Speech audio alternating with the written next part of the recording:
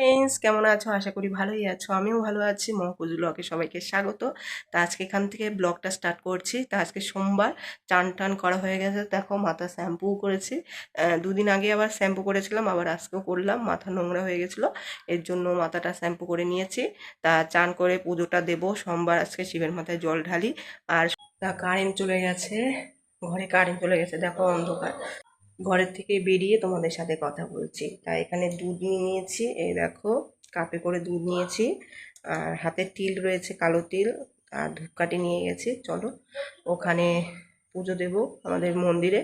আর মাকে বললাম যে আজকে লাড্ডু দিয়ে পুজো দেবো। মনটা বলছে ঠাকুরকে আজকে লাড্ডু দিয়ে পুজো দিই। এক এক দিন এক এক রকম জিনিস দিয়ে পুজো দিই। তা চলো যেটুকু পারি তোমাদেরকে দেখাবো। দুধ, ধূপকাঠি, তিল সাথে করে নিয়ে যাচ্ছি, চলো।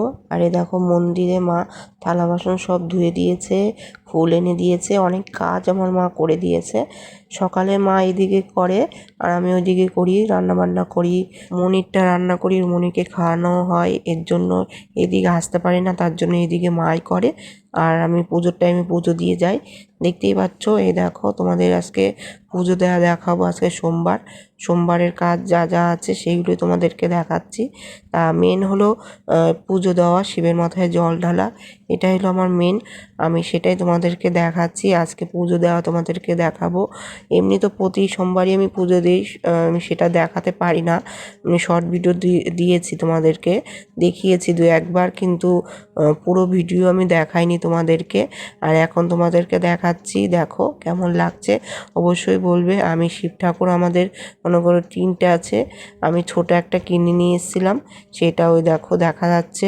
আর একটা মা কিনে নিয়ে এসেছিলো শিবের মাথায় জল দেওয়া, সেটা হলো তিনটেই শিব ঠাকুর আছে। আর একটা বড় শিব ঠাকুর আছে, আর একটা আছে সেটা হলো চৈত্র ঠাকুর।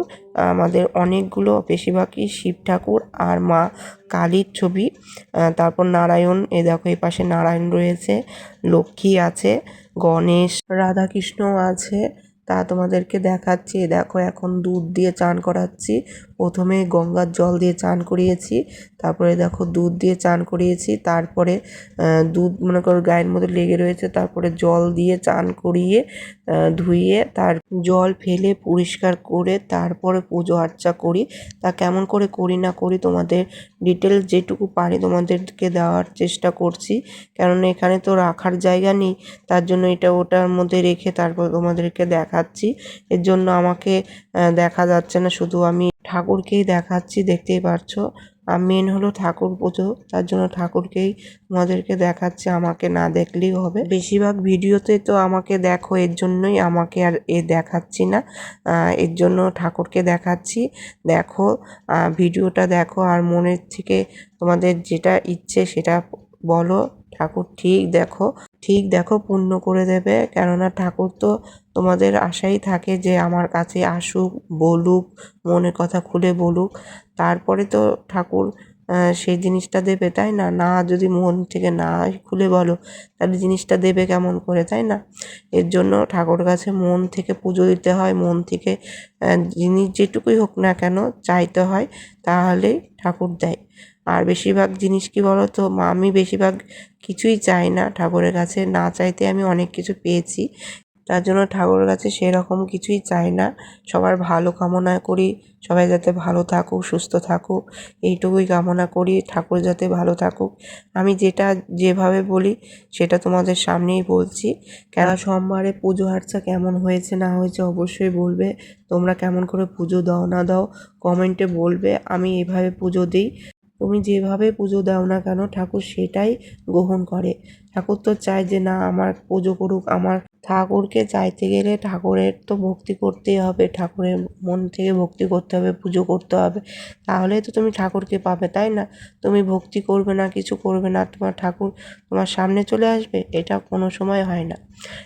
যার কর্ম ভালো আছে, যার ধর্ম ভালো আছে, যার ভাগ্য ভালো, সেই ভাগ্যের গুণেই ঠাকুরকে দর্শন করা যায়, ভগবানকে পাওয়া যায়। এমনি এমনি কেউ ভগবানকে পায় না, ভগবানকেও উপলব্ধি করা যায়, তাছাড়া সহজে ভগবানকে পাওয়া যায় না। আর ভগবানকে পেতে গেলে ভগবানকে ভালোবাসতে হয়, মন থেকে ভালোবাসতে হয়, সেই ভালোবাসায় কোনো কমতি না থাকে। সেই ভালোবাসার চাহিদা না থাকে যে আমি ভগবানকে এটা দিচ্ছি, ভগবান আমার জন্য এইটা দেবে। ভগবানের কাছে যদি কিছু চাও সেটা হলো লোভ করা, যে আমি এটা চাইছি ওটা চাইছি, এটা ভালো না। তার থেকে তোমার ভাগ্যে যা আছে সেটাই নিয়ে থাকা ভালো। যদি ভাগ্যে থাকে সেটা তুমি ঠিকই পাবে, আর যদি ভাগ্যে না থাকে সেটা পাবে না। তোমার কর্ম অনুযায়ী তুমি ফল পাবে, আর কর্ম যদি ভালো না করো তাহলে তুমি পাবে না। এটার জন্য ভগবানকে দায়ী করা উচিত না। ভগবানের কাজ ঠিকই করে, তোমার কাজটাও ঠিক করা উচিত। এর জন্যই বলি যে যার যার কর্ম নিজের সঠিক করা উচিত। বেশিরভাগই মানুষকে দেখেছি কিংবা শুনেছি, যদি কারো সাথে অন্যায় হয় কিংবা সে কষ্ট পাচ্ছে, তার সাথে এটা হয়েছে সেটা হয়েছে, তাহলে ভগবানকে দোষী করে। সেটা করা উচিত না। কেননা তুমি তোমার কর্ম অনুযায়ী তুমি সেই ফলটা পাচ্ছ। তোমার সেটা যদি পাওয়া বন্ধ হয়ে যায় তাহলে ভাববে যে অন্যায় শাস্তি পেয়েছো সেটা শেষ হয়ে গেছে। তারপর তোমার আস্তে আস্তে ভালো সময় শুরু হয়ে যাবে। ঠাকুর যেমন খারাপটাও দেয় তেমন ভালোটাও দেয়। কেননা তোমার কর্ম অনুযায়ী তুমি ভালো খারাপ পাও। এটার জন্য ভগবানকে দায়ী করা উচিত না। সবসময় ভগবানের উপর শ্রদ্ধা ভক্তি থাকা উচিত, সবসময় ঠাকুরের নাম করা উচিত, সবসময় ঠাকুরকে ভালোবাসা উচিত। এর জন্য কোনো স্বার্থ থাকা উচিত না। তোমাদেরকে এটুকু বললাম, তোমরা কেউ খারাপ কিছু ভেবো না। আমি আমার মন খুলে আমি কথাটা বলেছি। যদি কারোর খারাপ লেগে থাকে তার জন্য আমি হাত জোর করে ক্ষমা চাইছি। আর ঠাকুরের কাছেও ক্ষমা চাইছি যে ঠাকুরের পুজো টুজো দিলাম, দিয়ে নিয়ে ঠাকুরের কাছে এটুকুই চাই যে সবার যাতে ভালো হোক, সবাই যাতে ভালো থাকুক। আমি আমার সংসারটা নিয়ে আমিও ভালো থাকি, সুস্থ থাকি, আমার স্বামীও যাতে ভালো থাকুক, এই ভালোটুকুই চাই। আর কিছু ঠাকুরের কাছে চাওয়ার নেই। ঠাকুর না চাইতে আমাকে অনেক দিয়েছে। ঠাকুরের আশীর্বাদে, তোমাদের আশীর্বাদে আমার ইউটিউবে একটা নাম হয়ে গেছে। এর থেকে বড় পাওনা, এতে আমি খুব খুশি।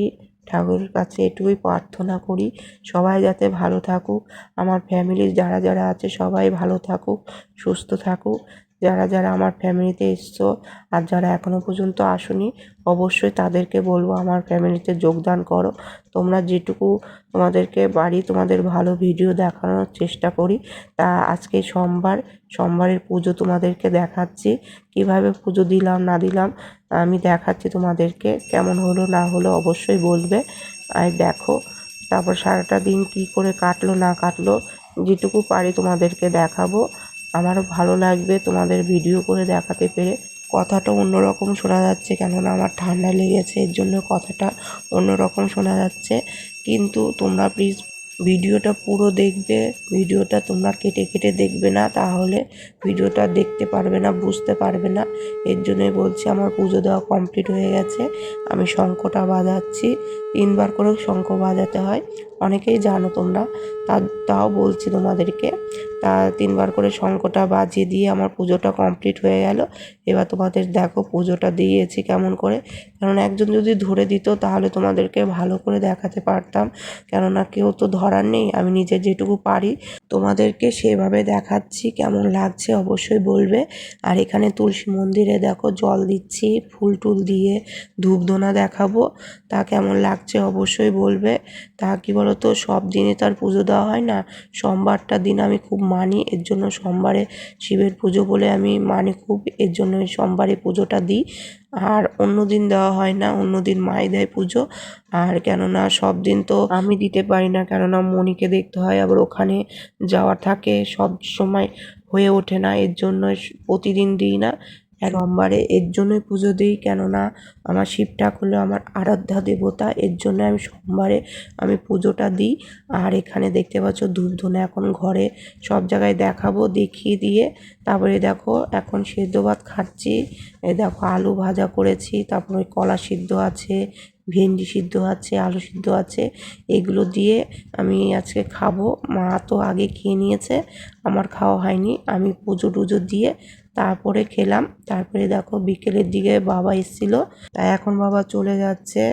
বাবা এসেছিলো একটা দরকারি কাজের জন্য, আমাদের ওই যে জমির কাজ হচ্ছে সেখানে দরকারি কাজের জন্য এসেছিলো।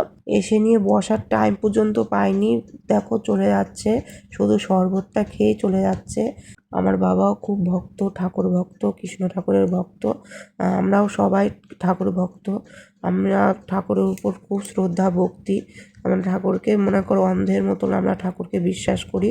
ঠাকুর যদি আমাদের ক্ষতিও করে তাও আমরা অন্ধের মতন বিশ্বাস করি। তাই এখানে শেষ করছি।